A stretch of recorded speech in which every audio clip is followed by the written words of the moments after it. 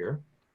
I'll start recording. So once again, quizzes and tests. I'm going to be setting up a quiz for chapter 2, a quiz for chapter 3, and a test on the 2 chapters.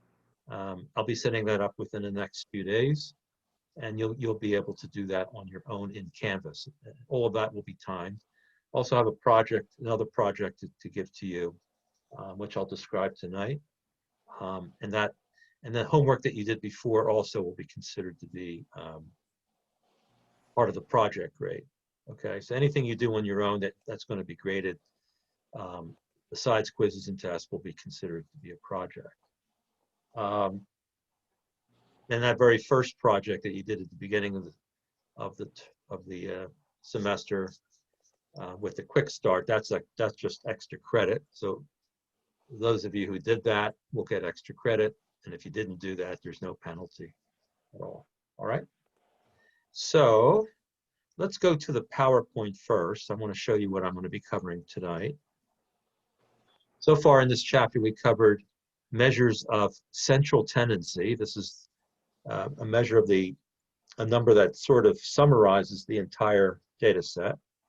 And it's the mean, the median, the mode, and then there's that specialized one called the weighted mean. And then we also talked last time about measures of dispersion or variability, which included the range, included the variance, and the standard deviation. And what I'm going to talk about tonight is measures of relative position. So let me actually go back here and turn on that. I didn't turn it on. So let me turn on the hold on one second here. For some reason I'm not getting, maybe if I get out of this here. No, yep.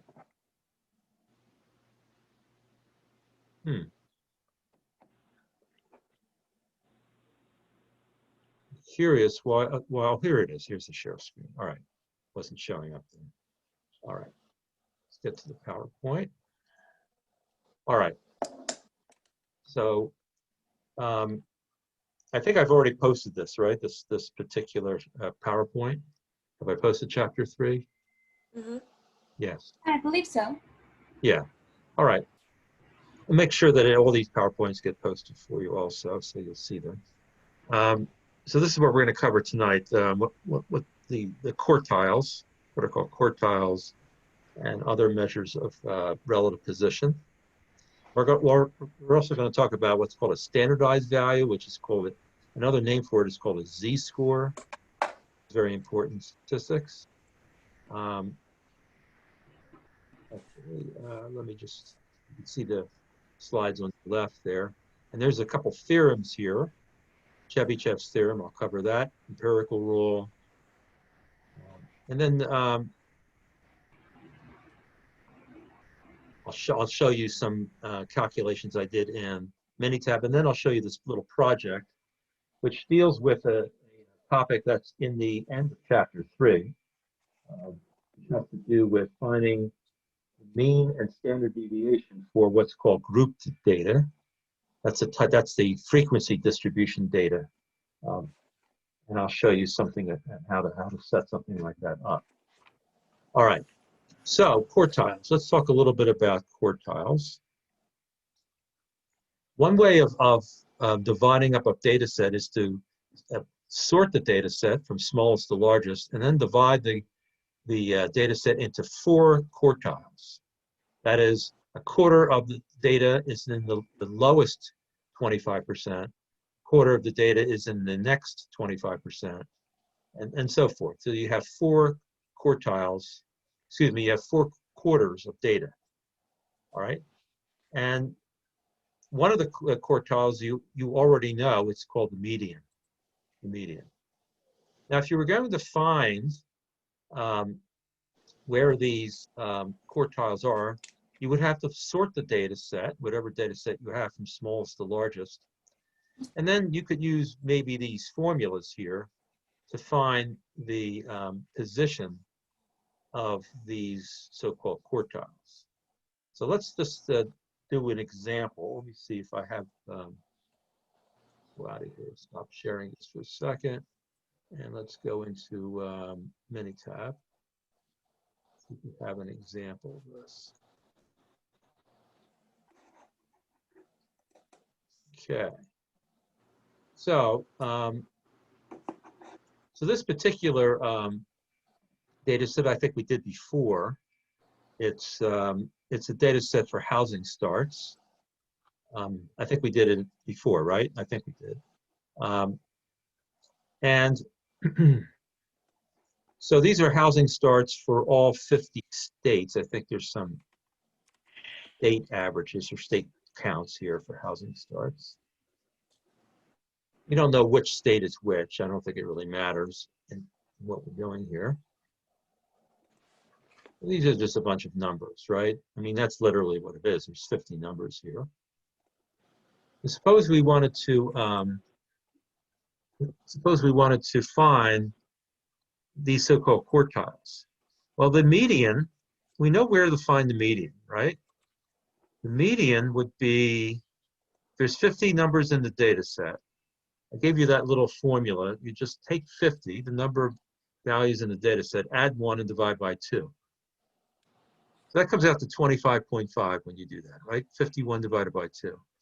So the 25th and the 26th positions in the data set, if they're sorted, right, are these two numbers here, 17.8 and 18.8. Okay? So if you average these two numbers, you should get the median, correct? Yes. Yeah, right. So if you average these two numbers, you should get the median, which should be 18.3, right? It's the number that's exactly in between those two numbers, 18.3. That should be the median. Now, the median divides the data set into two equal pieces, 50% smaller, 50% larger than that, right? And it's absolutely true here, because for 18.3, there are 25 numbers that are less than that, and there are 25 numbers that are greater than that, okay? So that's our median. Now, how do we find these other quartiles? So the median, actually, we use when we say the median, we're calling it the second quartile, and 50% of the numbers are below it, 50% of the numbers up above it, and we call it Q2, Q2 for quartile number 2. All right, and I'll show you with this special diagram called the box plot how to diagram. All right, so it's easy to see. How do you find the first quartile, what we call Q1? The first quartile can be defined as 25% of the numbers are less than that. 75% of the numbers are greater than that. Q1 is the smallest quartile. So if you order the data set from smallest to largest, the smallest 25% of the numbers are going to be less than this number called Q2, all right? How do you find it? Well, you take the half of the data set that is less than the median. In other words, in this case, the 25th number and all the numbers less than that, and you find the median of those numbers. Well, there's 25 numbers in the lower half of the data set. Add it, so you take 25 plus 1, and it gives you 26, right? And 26 divided by 2 is 13. So the 13th position in this data set should be Q1, and that's 7.3. It's Q1. All right? So 25% of the numbers in this data set are less than Q1. Okay? So that's called quartile 1. And we could also use the term percentile, right? It's the 25th percentile. Now, the book doesn't go into percentiles very much at all. Some books do. So we're not going to spend a whole lot of time on percentiles. But you know, if you've ever taken, you know, any of these standardized tests like the SATs, GREs, that they give you percentiles, right, and how you did. So the Q1 is the 25th percentile, which means 25% of the data is less than that number. Now, so we know that Q1 is 7.3. We know that Q2 is the average of 17.8 and 18.8, which is 18.3. How do we find Q3? Q3 means that 75% of the data is less than that number, and 25% is greater than that. It's the 75th percentile. How do you find it? Well, you take the upper half of the data, right? Upper half of the data, which starts at 26 and goes all the way up to 50, and we find the median of that, okay? The median of that number. And once again, of the first, we knew that the 13th position was the Q1. The 13th position starting at where? Starting at 26, right? Starting at 26, the 13th position from there would be what?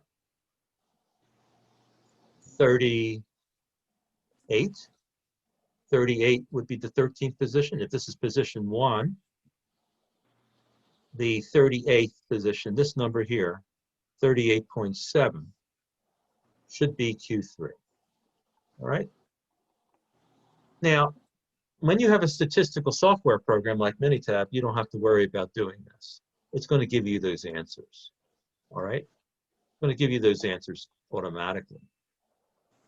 And if you just do a, let's go back to the screen here, and we're going to look at this box plot in a minute, but if you do descriptive statistics, I don't know, was this Q1? Was this the one that they chose, 6.82? I don't know. Is that the one we chose? 18.3, there's a median, right? Yeah.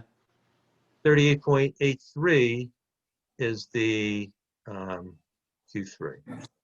So again, I'm not sure whether that's correct or not. And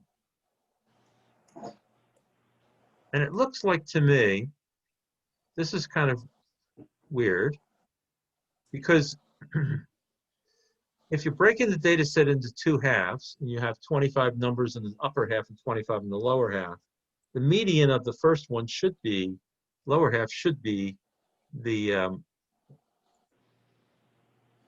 should give you Q1. And yet in this case here, they don't give you that, do they? You come up with this other number, 6.82. So this is strange, okay? Because it should be 7.3. The median is exactly correct, right? They took the average of the two middle values. But in this case here, from 1 up to 25, the values from 1 to 25, right? The 13th position should be the median, should be Q1. It should be 7.3. And yet they come up with 6.82. And I don't know, I'd have to investigate that, why that's the case. So I've noticed this about Minitab. Sometimes they may have their own formula, something other than the standard formula for calculating Q1 and Q3. So how am I going to handle this for you guys? Well, if I give you a chart like this, then you just assume it's correct. All right? Assume it's correct, and then you can work with it. All right? So that's exactly the way I'll handle it. But certainly this doesn't make much sense to me, that if you have 25 numbers in the lower half, the median would be one of the numbers in the data set for sure, right? It's an odd number values. So it shouldn't be the average of any numbers here. It should be, but the if you look at the slides, it gives you something like a formula to find them. So I'm a little not sure exactly. I'd have to ask probably, or look at some documentation for Minitab to see why it's a 6.82 here. 38.83 is that should also, the Q3 should be in the data set. It should be there. And if we look at the data, 38.23, is that what it said, 38.23? I believe so, yeah. Yeah, it's not in the data set, is it? It's not there. 38.1, 38.7, you see, there's no 38.23. It should be one of these numbers. But because again, the upper half has 25 numbers. And when you have an odd number in your data set, and you're finding the median, it should be the middle value. And again, the definition of Q3 should be the number that is has 75% of the numbers less than that.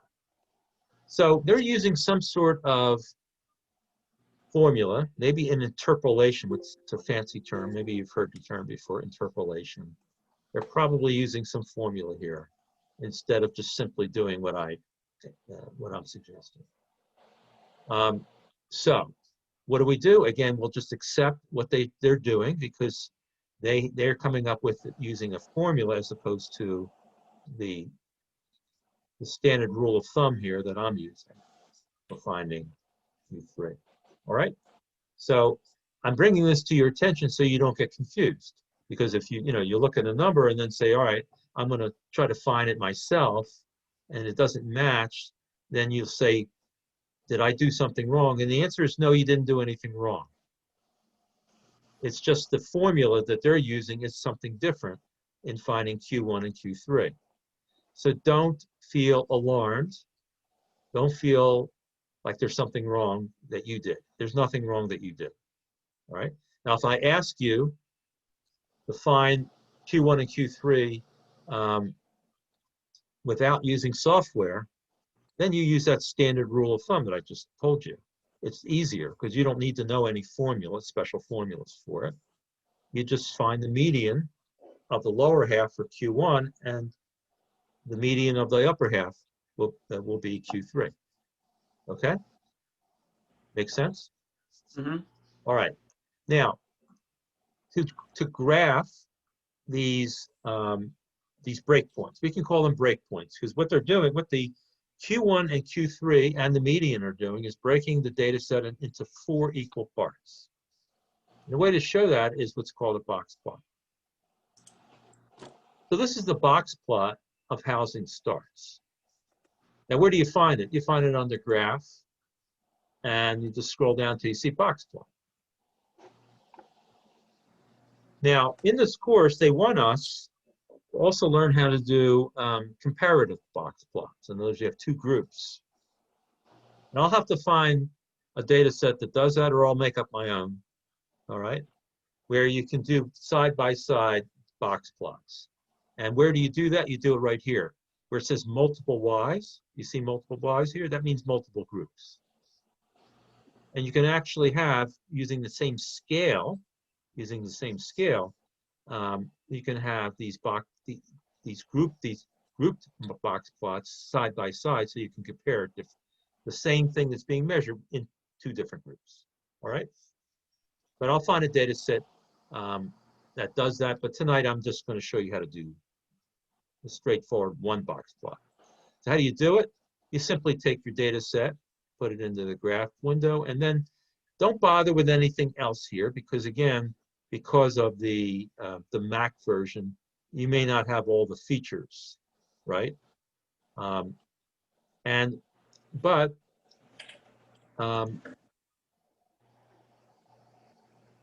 me just see. There is if you go into your Mac, box plot, do you have this arrangement in here? If you just open up box plot, will you see this thing here? Do you have a data view? Do you have scale? So you already chosen simple? Yeah. I see Y variable, display groups with the choice of in separate graphs or in separate panels of one graph, and then options for data display. So you can have interquartile, range box, outlier symbols, median symbol, median confidence interval box, range box, mean symbol, individual symbols, transpose X and Y axes, but right. Nothing aside from that. None of those None of those box options that you see there. Yeah, yeah.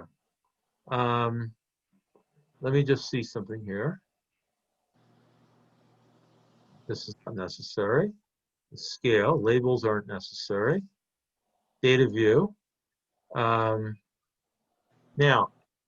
in the data view, you have something like a data view there, right? Does it have something that looks like this, where it gives you an option for outlier symbols? Here, let me go back. You said something like a data view. Do you have that? Did Let you me go mention back it? into it. It maybe had options. I know you said, go ahead. There, yeah, options and then data display. Data display, same thing. Do you have an option where you can, if you hit data display, do you have where you see outlier symbols, where you can check that off, outlier symbols? And then Yes, yeah. and then the median connect line. Yes, you can see that. And interquartile Median range symbol box. and You have yes. those three options. You have interquartile range box.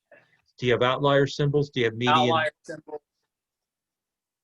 And No, you have I have something that says median symbol and median confidence interval box. forget about the confidence interval. We're not doing that. Median connect line or something like that. Oh, you have median symbol. All right. But do you have a Yeah. median connect line? Anything like that? No. No. You have No, nothing with outliers. the phrase connect line does not come up with an All right. outlier symbols comes up. And interquartile range box. Is it anything for a box here? Yes? Yes. All right, good. So I think you can create something like this. Maybe this line here is not created. It should be, because that's a standard box plot. You need to have this line here. All right? It's like essential. All right? Otherwise, it's not a box plot. So when you create a box plot, you have, I believe you have that the data set, right, for housing, the housing data set. Do you have it? Did I post it? I think I posted it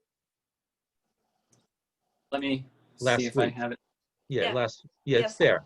So if you open up that data set in Minitab, I want you to see if you can create something that looks like this. Okay? You just go to box plot and see if you can create this. So why don't you try it right this second, see if you can do it. I mean, Han, you can do it because you have exactly what I have. Did you create this, Han? Yes. All right. And Steve and Mo, I want you to see if you can create this. Mo, are you there? Hopefully you're Yeah, still I'm there. following along. All right. And you have the Mac also, Mac version. Yep. So yeah, I want you to load that data set into Minitab and then see if you can create this in this box plot the way it looks. Sure thing. Okay, and Steve, do the same thing. See if it looks like that. Do you have something that looks like this? The line in the box, this horizontal line in the box. Okay. I'm generating now. Well, just one moment.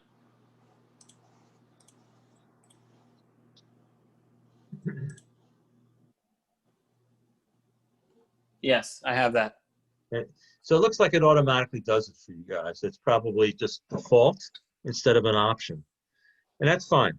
I'm glad that they did it because it's essential. It shouldn't even be an option. It should be essential. It's basically essential.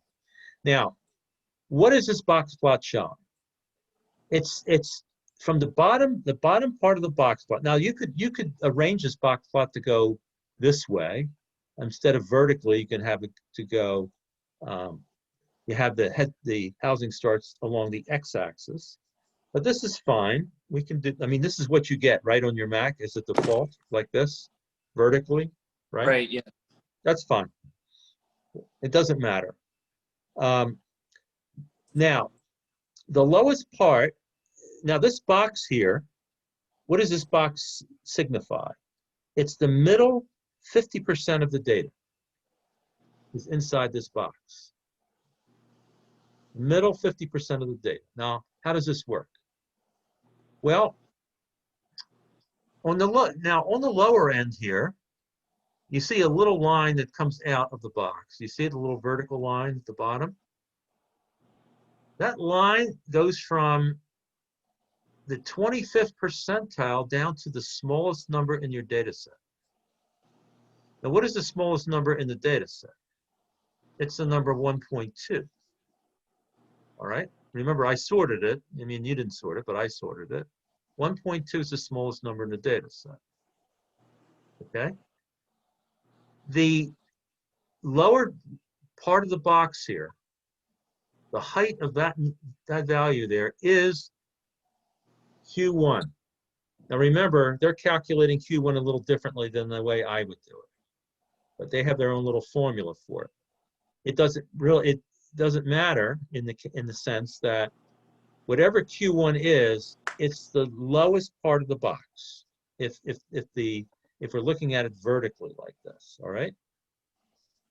So 25% of the data is between the smallest value, which is the end of this line here, vertical line. If you just scrolled across, that should be 1.2, and up to Q1. And notice what you did. Look what happens if you use your cursor here, at least with the PC version. You see Q1 is 6.825 according to Minitab. But it doesn't give you the maximum and minimum values, but you know the minimum is 1.2. And I personally think if they're going to give you these numbers here, they should give you the minimum value, but they're not doing. All right. Now, from the bottom of the box to the median is also 25% of the data. From Q1 to the median, which is Q2, that's 25% of the data. Why? Because 50% of the data is less than the median, right? Which goes from the middle of the line here down to the bottom, to the smallest value. And from the bottom of the box to the smallest value is 25%. So 50% minus 25% is 25%. So from the bottom of the box up to the median is also 25%. All right, so whatever the median is what? 18.3. So from according to this, from Q1, which is 6.825, to the median 18.3 is 25% of the data. And then from the median to the top of the box, which is Q3, is also 25%. Why? Because 75% of the data is less than Q3, which goes from the top of the box down to the smallest number. And from the median to the smallest number is 50%. So 75% minus 50% is 25%. So there's the third 25%. Now, do we need a Q4? We don't need a Q4 because all the values that are larger than Q3 is going to be 25% of the data. Now, when we check the box that says show outliers, we get this type of format. This type of format is allows you to see what are called outliers. Outliers. And I'll show you in a minute how typically you calculate an outlier. Now, in this particular chart, it gives you the symbol of an asterisk. I think you could probably change the symbol if you want, but an asterisk is telling you that there's 3 values in your data set that are outliers. So from Q3 all the way up to the biggest value of your data set, which is this value here, right? This doesn't want to stay. There we go. It doesn't, but yeah, 271.4. That is the largest number in your data set. From Q3 up all the way up to the largest value, that's 25% of your data. Okay, is that clear? So it's box plots give you an idea of where the data is squished together and where it's spread out. It gives you sort of an idea. It's nice to have this. So on the lower end, the data is all squished together. The bottom 25% is really from that, is represented by that little line that's coming out of the box in the bottom there. The largest 25% is much, encompasses much greater range of values, doesn't it? Right? Q3 here is a number less than 50, right?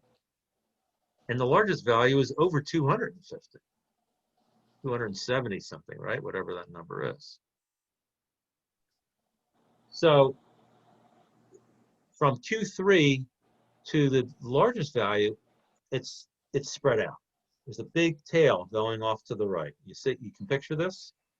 This is a great example of a positively skewed distribution. If we did a histogram, you could see it, right? But this is showing you this also. 25% of the data is from about 38 all the way up to 270 plus, whatever that number is. All right. Well, down here, Q1, the bottom 25% is going from 1.2 all the way up to about 6, right? So that's the difference between those two numbers is around 5. The difference between Q3 and the largest value is about 230 or 240, whatever that is. Now, if you weren't going to show these outliers, that's an option. An option is to uncheck that box for outliers. What you would see is this line go all the way up to the biggest value and stop. You wouldn't see the outliers. But if you want to see the outliers, then you check that box for outliers and you see them. In this case, there are 3 of them. Now, there could have been ones on the bottom too. So the question is, how do you determine outliers? Is there a standard way of doing it? Well, there's one calculation that needs to be understood with using the statistics of relative position, because that's what this is. Relative position, as opposed to what? The regular dispersion, right? The regular dispersion values, which use every data point, right? And come up with this measure of dispersion, like standard deviation. This is different than standard deviation. This is where we're looking at data in terms of the number of data points between values, as opposed to the distance between values, all right? If we decide to calculate the distance between Q3 and Q1, this distance between these two here, we come up with what's called the interquartile range. It's in your book, all right? And I believe if, let's go to the PowerPoint for a second. Let me just stop sharing here for a second. Go to the PowerPoint.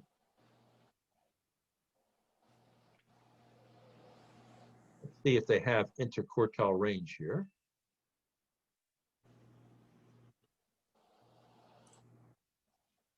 And in the slides, they don't. This is an important topic, interquartile range. Now, by the way, look at the slides here. They're giving actual formulas here of the data value at a position. The Q1 is at what position here? And what do they do here? They say it's a Q1 is at position 50 plus 1 is 51 divided by 4, right? 51 divided by 4. Mm-hmm. And if you do that, what do they come up with? 51 divided by 4. 12.75 position. All right. So I'm absolutely right about how they do this, but they are using what's called interpolation. This is not, what they're doing here is precision of how to find Q1 and Q3. So they're saying instead of the 13th position, which I came up with, right?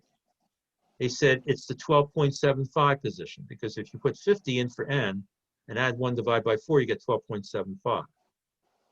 So what they're doing is they're looking at the 12th position, the number at the 12th position, number at the 13th position, and they're using what's called linear interpolation. Again, you don't need to know how to do this, but they're going linearly 75% of the way from this 12th position to the 13th position values.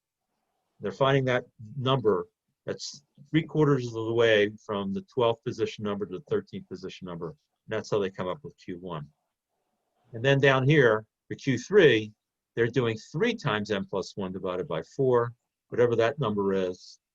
That's the position of their Q3. All right? So they're using that formula. Other books use the formula that I tell you to do, but because we're using this book, we'll go with what they're using. All right? I will never ask you, therefore, to calculate manually Q1 and Q3. We'll just use what Minitab is giving, because they're giving these special formulas here, which some people may agree with, some people may not agree with, but now we know how they came up with these numbers.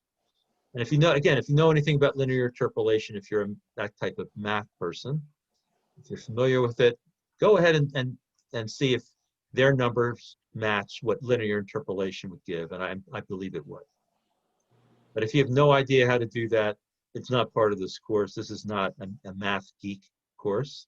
Mo, I'm sure you're very happy about that, because you're more of an artist person, but we'll just go with what Minitab tells us Q1 and Q3 is. All right, so now we know why he came up with these numbers. Now, the thing that they don't talk about here, but they do talk about in the book a little bit, is what's called the interquartile range.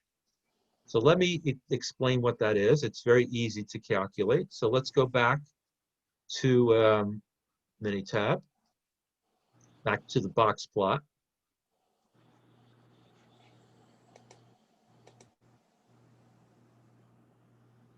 Oops, I didn't do that. I didn't do the, hold on a minute.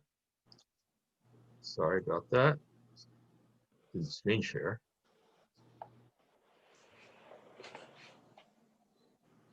All right, now you can see it. The interquartile range is basically Q3 minus Q1. You see the numbers are right there. You see it? And do you see IQR range? IQR is how all books identify the interquartile range. It's simply you subtract Q3, you subtract Q1 from Q3. It's Q3 minus Q1, which in this case is 32. Okay? That's your interquartile range. Now, the interquartile range is a way of measuring variability that is not affected by outliers. Picture having these large outliers here, right? 3 outliers here. Picture calculating the variance and the standard deviation. Now, what in the formulas, if you remember the formulas for variance and standard deviation, what are we doing? We're subtracting the mean from each of the values in the data set and squaring them, right? And then adding up all those squared deviations from the mean and dividing by, if it's a sample, the number of values minus 1, right? That's your variance. If you have these large outliers here, you could picture those squared deviations becoming quite large for these 3 numbers. So outliers can affect the variance and the standard deviation by a lot sometimes. The interquartile range, which is the difference between Q3 and Q1, this distance here, is not affected by those outliers, ever. Because it's certainly not affected by outliers up here, and if there were any outliers that were small, it wouldn't be affected by those either. All right? So, let's think about skewed distributions. Remember, positively skewed with the tail moving to the right, negatively skewed with the tail moving to the left. If you remember, let me make it really clear on the video here. Skewed distributions, ones that are really skewed, the mean is not a good measure of central tendency. I mean, we would always like to use the mean, but the mean is affected by outliers. right? Isn't it? I gave that extreme example with Warren Buffett walking into McDonald's, right? And somebody asking him, how much money do you make in a year? And he says $2 billion in a year, or 6 billion, whatever the number I told you, 6 billion, I guess. And then everybody else is making $40,000 a year, right? So if you took the average of those five numbers, those five incomes, it wouldn't make any sense, right? The mean wouldn't make any sense. So the median in a very skewed distribution makes more sense because the median is not affected by outliers. In the same way, when we look at measures of spread or variability, IQR, interquartile range, is also not affected by outliers. And therefore, if you have extreme positively skewed distribution or extreme negatively skewed distribution, standard deviation doesn't make sense either. So some people use IQR as a substitute for very skewed distribution. Okay, does that make sense? So median is used, is not affected by outliers, and IQR is not affected by outliers. The mean is affected by outliers. The standard deviation is affected by outliers. So if the distribution is slightly skewed one way or the other, fine, we'll still use the mean and standard deviation. But if we have extremely skewed distributions, we probably shouldn't use the mean. We shouldn't use the standard deviation. All right? And that's the big takeaway. Now, how do we use, or how do we determine if a data point is an outlier? Is Minitab just guessing at this? My guess is they're using a standard formula, and I hope that's what they're using because everybody uses a standard formula. And how do you come up with a standard formula? What you do is you take your calculated IQR, Q3 minus Q1, and you multiply it by 1.5. I think it's mentioned in the book. But this is in any statistics book. Any introductory statistics book tells you to do this. So you take your IQR and multiply it by 1.5. Now, one thing I will do is I will write down an example on a piece of paper, longhand. I'll show you how to do it, and I will post it as a PDF. I'll scan it and post it, so you'll see the example. All right. Now, what do you do with that 1.5 IQR? Well, on the upper end meaning if you're looking for outliers that are large, then you take Q3 and you add to it 1.5 times IQR. So you take that 1.5 IQR and add it to Q3. And you come up with a number, all right? So in this data set, it says IQR is 32. What's 1.5 times IQR? It's 48, right? If you add 48 to Q3, you get 86.825. Any numbers in the data set that are bigger than 86.25 will be considered to be an outlier. And you will see an asterisk here. Okay? These three numbers here, these three large values in the data set, are going to be what? Outliers, because they're bigger than 86.825. Now, I'm just going to go scroll down here. We get to the bottom of the data set. And notice that the 47th number, if we sorted it, the 47th position is 73.1. That's less than 86.825. That is not an outlier, but these three are. These three numbers here are bigger than 86.825, and that's why Minitab is tagging them as outliers. All right, how about the low end? Because that's for the large end. So for the low end, you're going to take your 1.5 times IQR, and you're going to subtract it from Q1. From Q1. So remember, 1.5 IQR in this case is 48. Q1 is 6.825.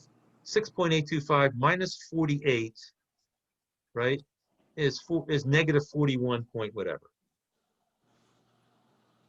Well, there's no numbers in this data set are negative, right? There are number of housing starts, or some average number.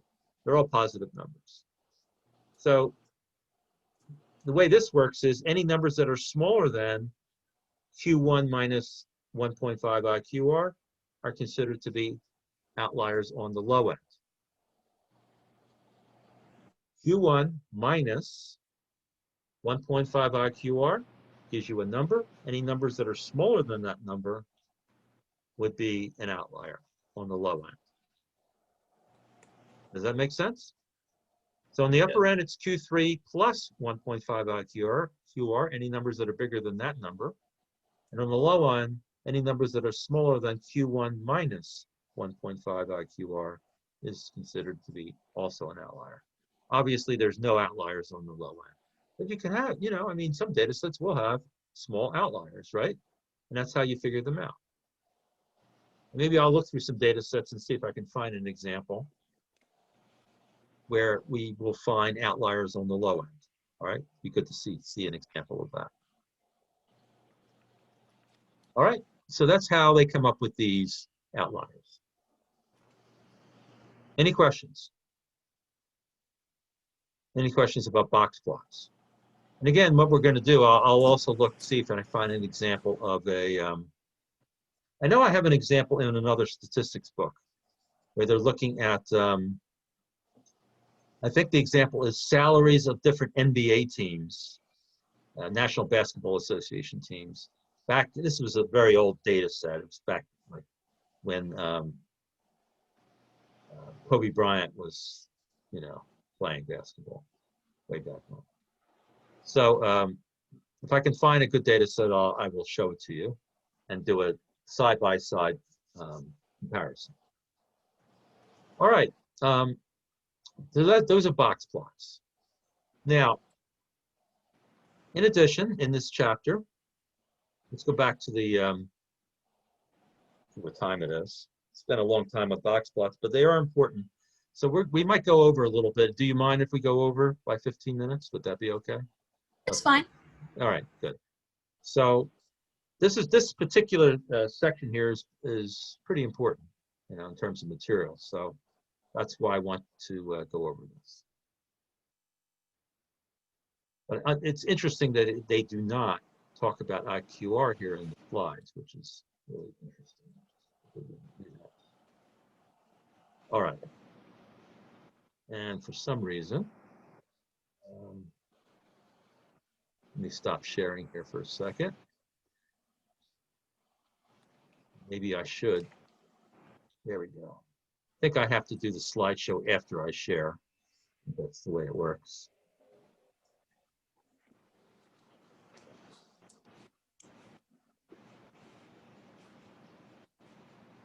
All right, let's see if that is what I'm looking for.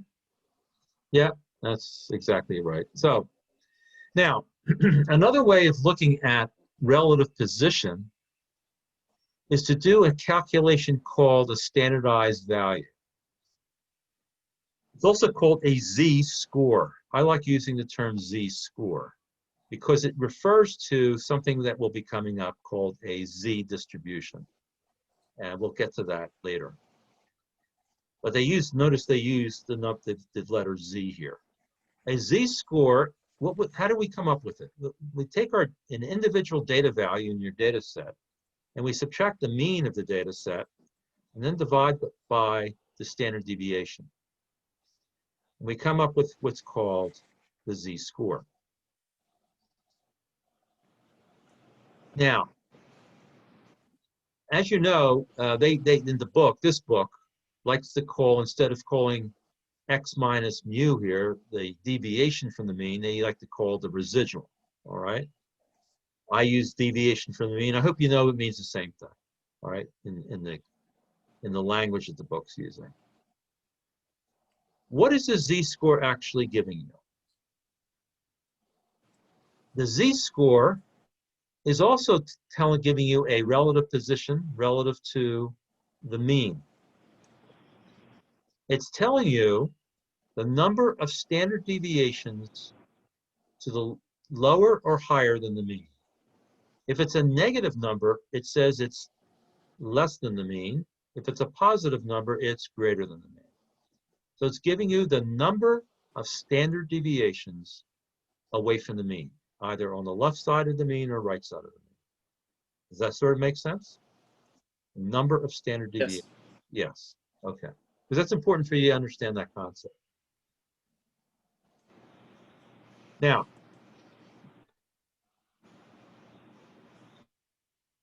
what if we wanted to know the percentage of data points that are in between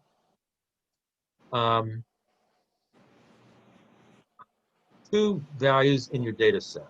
And what if we didn't know the data set was skewed or not skewed? What if we didn't know anything about the data set? All right? Or maybe the data set is skewed. Well, there was this famous mathematician. His name was a Russian mathematician, Chebyshev. And he came up with this. I've never seen the proof. I'm sure it's very clever. Probably was a genius.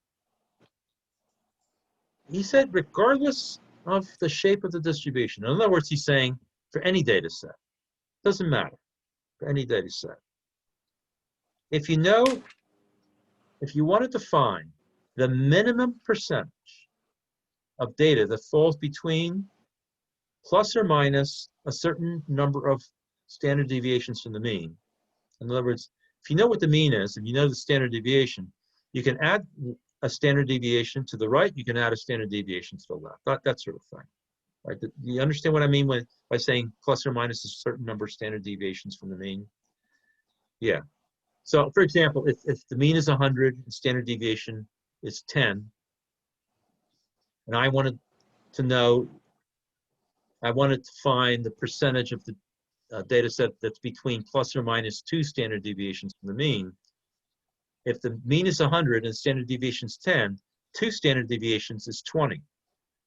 2 times 10, right? That's what I mean by 2 standard deviations. The standard deviation is worth 10 points, then 2 standard deviations worth 20 points. And if you add and subtract 20 from 100, you're going to get 80 on the low side, 120 on the upper side. Does that make sense? 100 minus 20 is 80, 100 plus 20 is 120. So between 80 and 120 is plus or minus 2 standard deviations from the mean. Okay, everybody good with that? Mo, I can't see you, but is that good with you? Yeah, I got it. Good. What Chebyshev says is, regardless of the shape of the distribution, the minimum percentage between plus or minus what he said was k distributions from the mean, and I use the example k is equal to 2, can be found by using this formula. Pretty amazing. He says it doesn't matter the data set. If I wanted to know the minimum percentage plus or minus 2 standard deviations from the mean for any data set, the minimum percentage, I simply substitute 2 for k, because k is the number of standard deviations, and then I square it. This is supposed to be an exponent here, not k times 2, it's k to squared. So you take 1 minus k squared, 1 minus 1 over k squared. So if k is 2, it would be 1 minus 1 over 2 squared, which is 1 minus 1/4, which is 3/4. And then you multiply it by 100%. So plus or minus 2 standard deviations according to Chebyshev, and minimum percentage of data points should be 75% between the values that are plus or minus 2 standard deviations from the mean. Now notice if you put 1 in for k, you get 0 with this formula. So plus or minus 1 standard deviation is useless for Chebyshev. It just says the minimum is 0%. Now that's meaningless, right? It doesn't say it mean anything. But for 2 standard deviations, it's 75%. How about for 3 standard deviations away from the mean? When you plug in 3 here for k, it's 3 squared, which is 9. 1 minus 1 over 9 is 8 over 9. And if you multiply that by 100%, it comes out to about 88.9%. You substitute k with 4. 4 squared is 16. 1 minus 1 over 16 is 15 over 16. That comes out to over 90%, whatever that number is. The point of the matter is it's giving you the minimum percentage for any data set. It doesn't matter what. And he proved it. This is not something he just guessed at. He proved it. I have no idea how he did this. You know, whether an apple fell on his head or something, I don't know. And then he saw this formula in his head. I have, you know, like Newton's laws, you know, apple fell on his head according to, you know, some story. Maybe something weird happened to him, right? Regardless, this is Chebyshev's theorem. All right. Now, what if we know for a fact that the distribution is bell-shaped? Bell-shaped. We're going to talk about the bell-shaped distribution. It's called the normal distribution. Perfectly symmetric, and it has that little bit of a hill, you know. On the left side, not much data. On the right side, not much data. In the middle, most of the data. Right? You can picture that, right? With a little hill, bell-shaped. Well, it can be shown that plus or minus 1 standard deviation from the mean, 68% of the data can be found. Plus or minus 2 standard deviations, 95% of the data can be found. And plus or minus 3 standard deviations, doesn't say it here, but I know the number, 99.7% of the values are between plus or minus 3 standard deviations, almost all of it. So you could pretty much say for any data set, it's normally distributed or bell-shaped distributed, that almost all the data is between plus or minus 3 standard deviations, 99.7%. Okay? Now, Chebyshev, go back a minute, Chebyshev says plus or minus 2 standard deviations is 75% minimum, right? For any data set. For a bell shape, it's 95%. But this meets Chebyshev's rule, doesn't it? Because 95% is bigger than 75%. And nobody has found any data set that is less than 75% of the data between plus or minus 2 standard deviations from the mean. It's at least 75% for all data sets, but for a bell-shaped curve, it's 95%. All right? So this is the special rule for the bell-shaped curve. And then they give this example here. They give you a data set here. This is they're measuring blood alcohol levels for 25 drivers. These are percentages, very small, right? Because these drivers have not been drinking, right? or if they have been drinking, you know, it's very small, right? It's a small amount, maybe 1 beer or whatever. Here's your mean and standard deviation using those formulas we've learned, right? Or computer software. You can put it into Minitab, calculate these things. You can use Chebyshev's formula here, and they want to know, using Chebyshev's theorem, you want to determine the minimum percentage of observations that should fall within 1.5 units of standard deviation from the mean. In other words, 1.5 standard deviations from the mean. Well, you plug in 1.5 for K, it's 55.55% of the data that, you know, if you wanted to know the minimum percentage of data for any data set that's between plus or minus 1.5 standard deviations from the mean, the answer would be 55.55%. All right, using this formula for Chebyshev.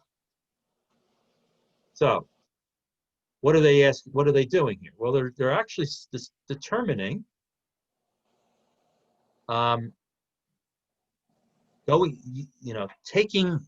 calculating 1.5 times the standard deviation and adding it to the mean.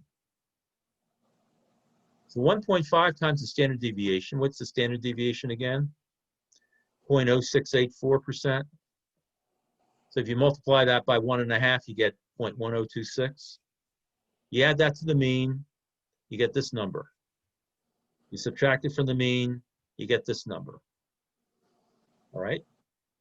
And then what they're saying to do now is, all right, look, go through the data set, maybe sort it, and find all the numbers that are in between these two numbers here. All right? Between these two numbers. Between negative 0.0290% and 0.1762%. Obviously, there's no negative numbers here, right? So it's basically any number that's positive all the way up to 0.1762. And they found 22 of the 25 data values that fell in this interval, or 88% of the sample in this interval. All right? 88% is bigger than what? 55.55. This is the minimum percentage that Chebyshev says, right? The actual percentage is 88%. 22 divided by 25. I hear my dog scratching at the door. He's probably like, what are you doing in there so long? But this point supports Chebyshev's theorem. We know nothing about the distribution here. We haven't done a histogram of the data. We don't know if it's symmetric, skewed, right? We don't know nothing about it.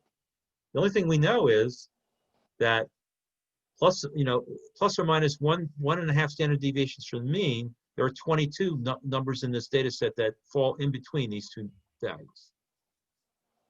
Plus or minus 1.5 standard deviations from the mean. And that's 88% of the data. And that is bigger than 50. And Chebyshev says minimum 55.55. This calculation here supports Chebyshev because it's bigger than 55.55. All right. So you get the idea how this works? Chebyshev, how to use it.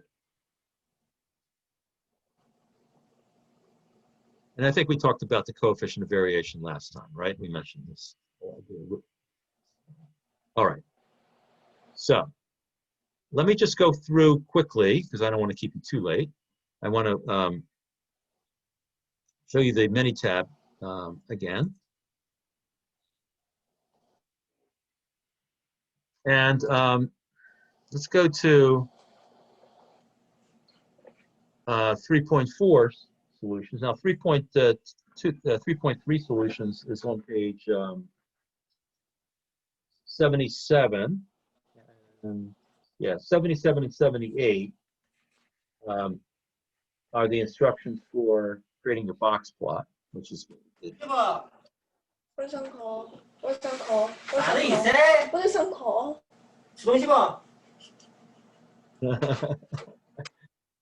He thinks it's too late too. What are you doing in there? That's my dog. Oh yeah, yeah. Don't tell him that. Don't tell him. All right.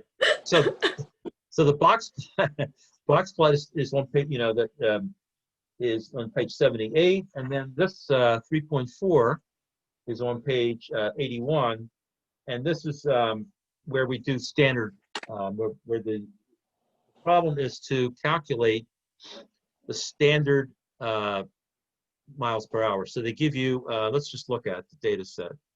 There are only 5 data points, and they want you to standardize or find the z-score for each one of these. So you have to find the mean, you have to find the standard deviation, right? And then you take each of these data points and subtract the mean and divide by the standard deviation, and you get these. And I just did that in calculator, right? I just did C2.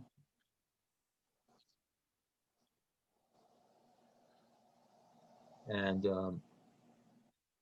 yeah, and how did I do that? Well, it doesn't show it here, but I simply did that formula. I simply subtracted the mean from the, and how did I get the mean and standard deviation? I simply did descriptive statistics. Okay, this.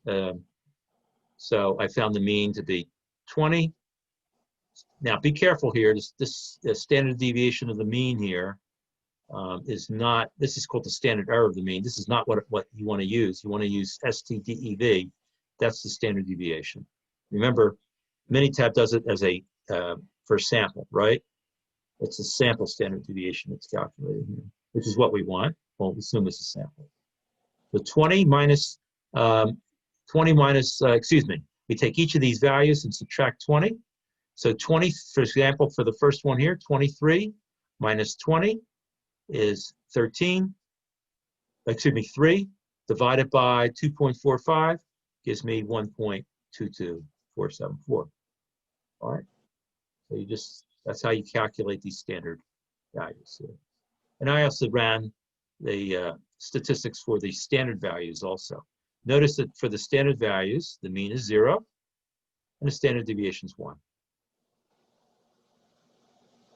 Okay. That's important to understand. When we subtract the mean, and when we create these z-scores or standardized scores, when we find the mean of all these values, it should be 0, and the standard deviation will be 1. Okay? And we'll find out that's very useful later when we talk about the normal distribution later. All right.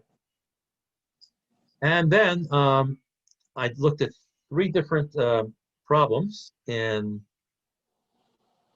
your book. On page 83, number 31. This is also standardizing. So I call them z-scores here. I took these miles per hour values that are in the data set they're referring to, standardized them by doing the same thing, subtracting the mean, dividing by the standard deviation.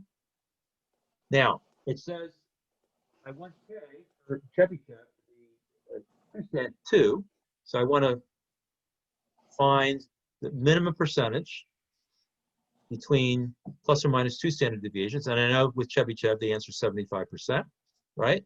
When I plug it into 2 into that formula, what's the actual percentage? Well, I know when I when I convert these values to z-scores, the z-scores are the number of standard deviations from the mean.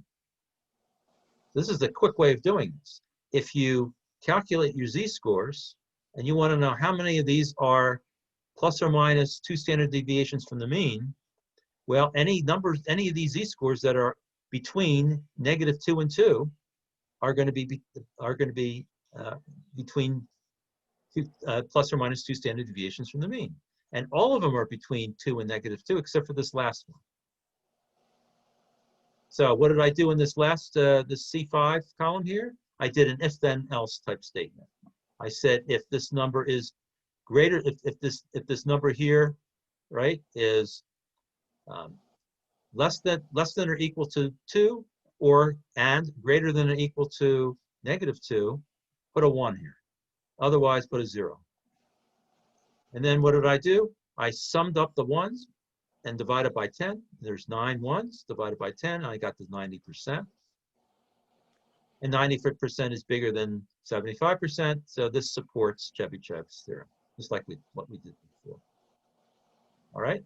So there's an example. I'll post this, of course, on the website, on Canvas. Then 3.3. Here's an example of,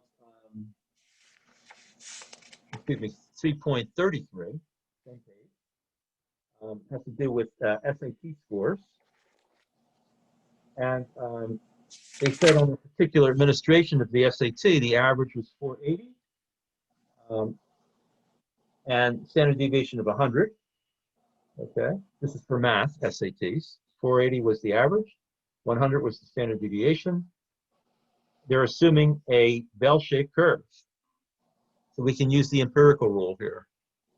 They asked, what is the approximate percentage of scores that are between 380 and 580? Well, excuse me, is this the right problem? I made a mistake. This should be 3.32. I apologize. This is the wrong problem here. I want to change this. Forgive me. I'm looking at it and saying, this doesn't look right. So 3.32 has to do with manufacturing light bulbs. Sorry about that. The mean is 12,000 hours of an average life of a light bulb. Standard deviation is 500 hours. That's where the mean and standard deviation come in here. And they're asking several questions, and they're assuming a normal distribution, excuse me, a bell-shaped distribution. You're going to use the empirical rule. What percentage of light bulbs would be between 11,000 hours and 13,000 hours? Well, 11,000 hours is 1,000 hours less than the average, which is 2 standard deviations less. 13,000 hours is 1,000 more than the 12,000.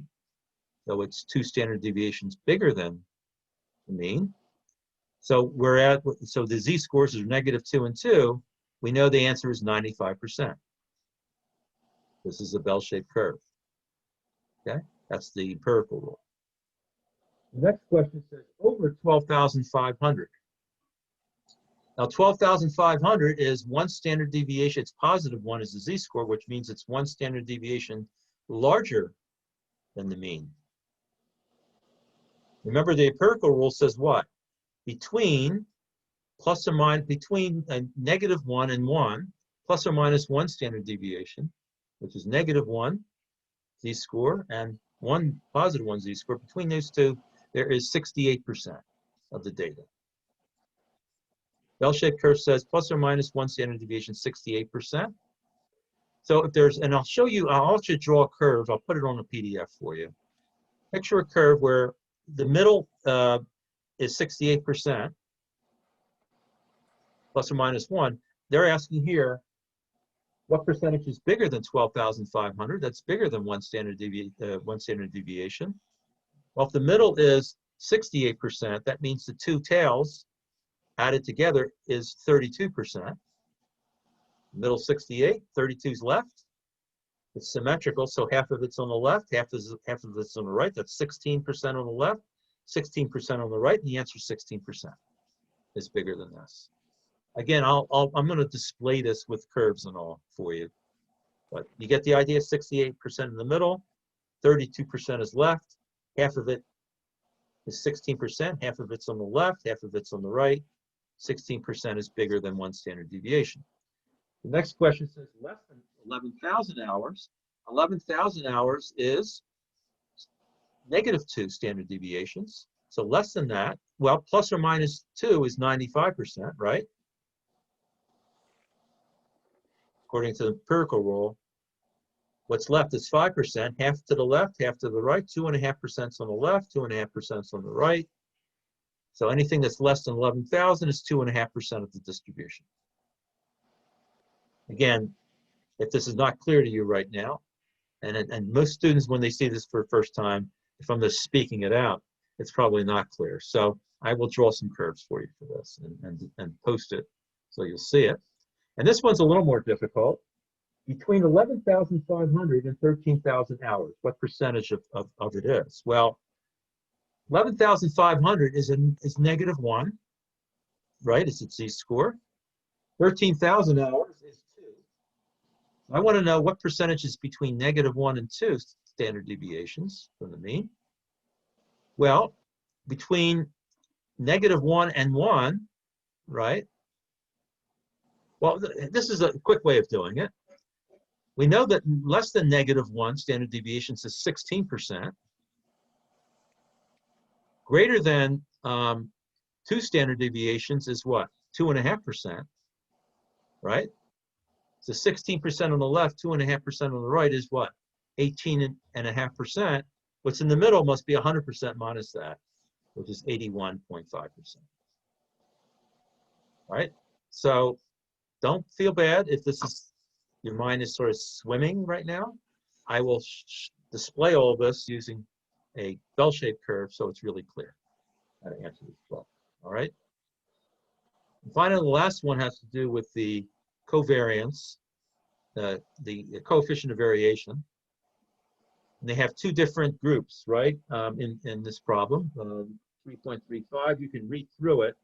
There are 2 different groups of 2 different banks where they have customers. And these are average savings account balances. Bank one has $315 average in their account balances with a standard deviation 87. And then bank two has much larger balances in thousands of dollars, $8,350 with a bigger standard deviation, 1,800. Now, obviously, if you just looked at the standard deviation of this bank and this one over here, you think this one has a bigger variation, right? In absolute terms. Standard deviation's bigger spread. But this is where the coefficient of variation comes in. If you take your standard deviation, divide by the mean, and multiply by 100%, the standard deviation of bank number one is 27.6% of the mean's value, while the coefficient of variation for bank two, standard deviation, is 21.56% of the value of the mean. So relatively speaking, which of these two banks has the bigger spread? Well, the coefficient of variation gives us the answer. It's actually bank one. Even though its standard deviation is much smaller than bank's two standard deviation, relative to the mean, this has a bigger standard deviation than bank two. So bank one is actually, the data is more spread out, relatively speaking, than it is for bank number two. And this is a very good example of why the coefficient of variation is used. All right. Then finally, I know I'm keeping you on way too late, but I want to bring to your attention, this will be a project that you can do and it's the last part of chapter 3. And this picture, and I'll go through this on Thursday a little more detail for you. A picture having a frequency distribution chart where we have classes and we have frequencies. And suppose somebody gives you a frequency distribution chart and doesn't give you the original data set. Can you estimate the mean and standard deviation of the data set? Can you estimate it? Because you don't have the original data. You don't have the original numbers. The only thing you have is this distribution, this frequency distribution chart. And the answer is yes. And I'll show you next time how to do that because we're running out of time. All right? So I'll give you more information about that next time, and that'll be a project you'll do in Excel or in Manytab. All right. Any questions? I know I kept you long, but I wanted to make sure that you got all this information. And do you have any questions? No, I got it. Thank you, Professor. All right, good. So I'll stop the recording, and I will post the recording so you can look at it again.